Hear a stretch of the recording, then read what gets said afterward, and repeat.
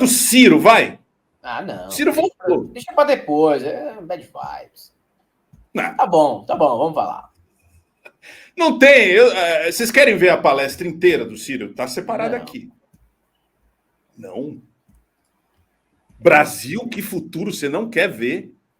Tá bom. Mais de 145 mil visualizações. Tá bom, cara. Você sabe. Aqui, ó. Mamãe falou. Qual foi a nossa tragédia? A nossa tragédia era assim. Nós, os democratas do Brasil, nos reunimos todos. Eu era um garoto, estudante, militante do movimento estudantil. Tá bom, né? Eu acho que é o suficiente. A gente vê aqui a palestra do Ciro. Vamos partir para a próxima pauta do dia. Não, sim. Tem uns trechos aqui. Do Ciro. Imagina. Ai, a gente não atraiu ninguém na thumb falando do Ciro na live. Aqui o Ciro Gomes está falando. Ó. O Ciro Gomes comparou mais uma vez Bolsonaro a Lula. Eu estou dizendo aqui de novo. E essa música de fundo, cara? Quem foi? Foi o cartunista tímido que fez esse... não, Algodão 13, não é o cartunista tímido. Eu estou dizendo que a Codevasf, Companhia do Desenvolvimento do Vale do São Francisco e do Parnaíba, está fazendo investimento superfaturado no Amapá. Neste governo. Por quê? Porque a direção e as práticas que estão lá são os mesmos. É por lá que se esvai o orçamento secreto. E como é que nós vamos fazer? Deu certo isso? É uma pergunta simples. Caramba, o Lula foi parar na cadeia. Será possível que não aprendemos nada? Ou nós acreditamos que o Lula foi inocentado? Ele não foi inocentado. O Lula teve direito à presunção de inocência restaurada, é diferente de ser inocentado num julgamento. Por quê? Porque o processo devido legal ele nunca teve, e eu denunciei na primeira hora. Eu me propus a homiziar o Lula, junto com a comissão de juristas, se ele fosse ilegalmente preso. Eu sabia o que estava acontecendo. Então ninguém me confunda, eu vou terminar aqui porque isso é criticamente irrelevante. Se não fica assim, o Bolsonaro fazia o orçamento secreto, isso era uma abominação. O Lula fazia é pragmatismo político. O que nós estamos ensinando para o jovem brasileiro? O que nós estamos ensinando para o jovem brasileiro, Helder Maldonado? Me explica aí. O que nós estamos ensinando? Eu praticamente, assim, né, não posso me colocar nessa posição de estar ensinando ninguém, porque eu não sei nem para mim mesmo. Mas, cara, a parte boa, a parte relevante da fala dele, inclusive até o Eduardo Moreira falou hoje de manhã sobre essa questão da Codevasf, que é um ralo de dinheiro para que deputados do país inteiro pratiquem vários tipos de corrupção. Isso é verdade. Isso não é mentira do Ciro Gomes, não é mentira do Eduardo Moreira e não é mentira de ninguém que comenta sobre esse tema. É verdade, né? Vai liberar 9 bilhões para o Arthur Lira e seus parceiros em troca do quê? Tem aí que tentar liberar essa grana para depois os caras fazerem igual fez lá o Juscelino Filho, asfaltar uma estrada que passa dentro do aeroporto dele. A gente precisa fazer uns questionamentos mesmo sobre isso daí. Tem que fazer esses questionamentos, porque o Arthur Lira é um gangster, como disse o Glauber Braga. Hoje ele pode estar tentando ali se aproximar do governo para dar governabilidade para o Lula, mas não deixou de ser um gangster, cara. Não deixou de ser um gangster. Agora, essa historinha aí de presunção de inocência, não sei o quê... sério, né, Ciro? Porra, velho. 2023, por favor. Mas sobre a Codevasf é bom ficar mesmo de olho, porque foi na Codevasf também que está surgindo essas denúncias de corrupção que respingam na Micheque. Uma das empresas que fechava negócio com a Codevasf tinha o marido de uma das sócias que depositava para um milico que trabalhava na órbita do bolsonarismo fazer pagamento para a tia da Michele, fazer pagamento de um cartão de crédito que ela usava de uma assessora do Roberto Rocha, senador pelo Maranhão.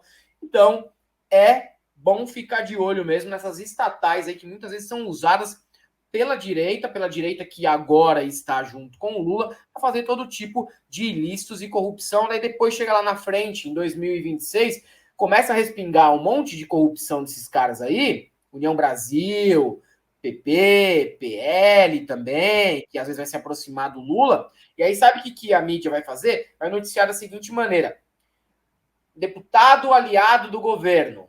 Porque quando não é do PT, nunca tem partido. É por isso que tem que se ligar mesmo, porque eles vão usar, e vão usar com razão, esse tipo de história aí na campanha de 2026 para tentar emplacar um fascista de banho tomado, estilo Romeu Zema ou Tarcísio de Freitas. Vamos ver mais uma fala, um pedaço aqui da fala de Ciro Gomes, que voltou, minha gente. Voltou depois de mais de 100 dias, né? 200 dias em silêncio. Não, 7 minutos. Projeto. Não, a gente vai ver só o começo. Tá bom. Não é culpa do fulano ou do Beltrano. Se o marciano descesse Opa. em maio do ano passado e fizesse uma observação superficial, porque o marciano tem que olhar tudo, né? Tem que olhar as questões de Portugal, as questões da China, o que está acontecendo na Ucrânia. Aí ele passa no Brasil e olha assim, quais são os indicadores? Não, na economia a gente olha o Banco Central, como é que ele é manejado, e na política a gente olha, vamos ver o Congresso Nacional, né? Como é que é manejado e tal. Pois bem, o presidente do Banco Central de maio do ano passado é o mesmo hoje. E o presidente da Câmara e o presidente do Senado são os mesmos hoje por acordo, né? Porque foram. O outro diz que é estabilidade e tal. Então, isso cai, Sérgio Liro, numa questão. A questão básica é o seguinte: dá certo assim? Será que a gente não aprende nada? Dá certo isso? Sabe, contemporizar com o crime em nome de uma pseudo-governabilidade? Que governabilidade é essa? Qual é a proposta? Ora, consta historicamente, e eu não chancelo isso, porque seria uma indelicadeza diplomática que eu, mesmo como acadêmico, não quero cometer, que haveria suborno no governo Lincoln, nos Estados Unidos, para alguns constituintes americanos fazerem a emenda contra a escravidão. Eu conheço a política, eu sei, não sou inocente, eu sei como funciona a vida. Mas do que se trata? Nós estamos propondo o quê? Por que eu eleito presidente do Brasil numa eleição qualificada pelo ódio, pela negação, eu vou me conciliar com as forças derrotadas, empoderá-las, financiá-las, reforçá-las? Será que eu estou louco? Eu não... Não sei.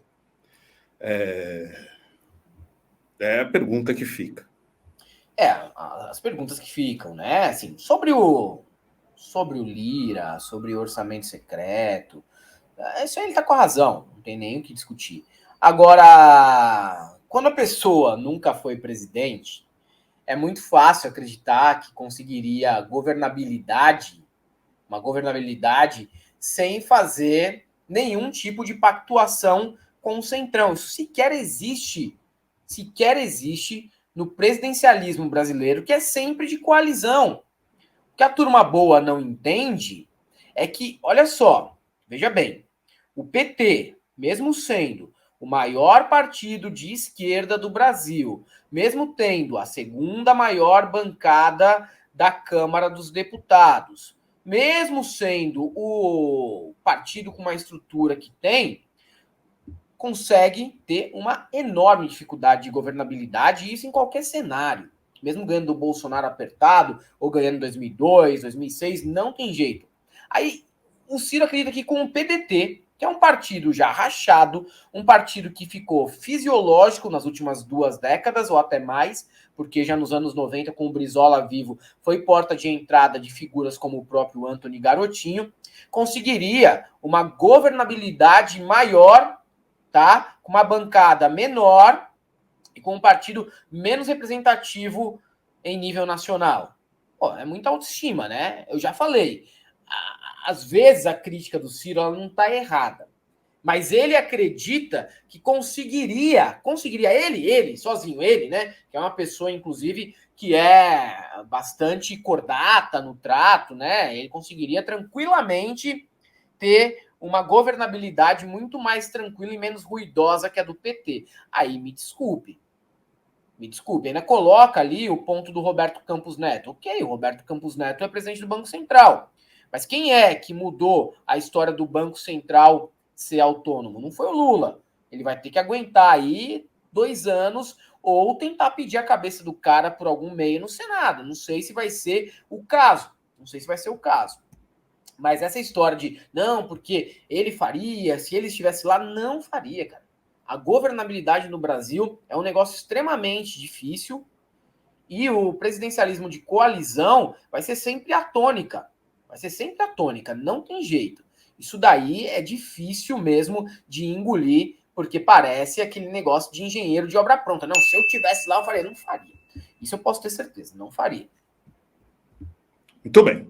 O André César fala, o foda do Ciro é a desonestidade intelectual, porque se quer dizer que o Lula não foi inocentado, teria que dizer que ele sequer foi condenado, considerando a anulação dos processos. Sim, ele tem a presunção da inocência, mas assim, tenta sugerir que é outra história, entendeu, É um André papo César? que veio Dá uma na insinuada campanha ali, toda, né?